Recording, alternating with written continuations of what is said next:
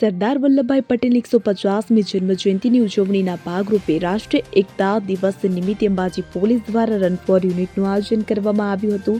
આ દોડ ગબ્બર સર્કલથી શરૂ થઈને 51 શક્તિપીઠ સર્કલ સુધી યોજવામાં આવી હતી, કે જેમાં એકતા અને રાષ્ટ્ર ભાવનાનો સંદેશ ફેલાવવામાં આવ્યો હતો.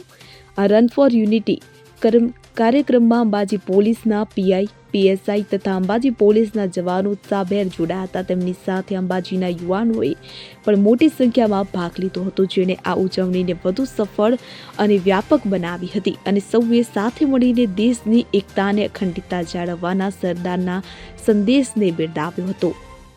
અરવિંદ અગ્રવાલ સાથે CN24 ન્યૂઝ અંબાજી. હવે જુઓ દેશ દુનિયાની તમામ ખબરો તમારી આંગળીના ટેરવે.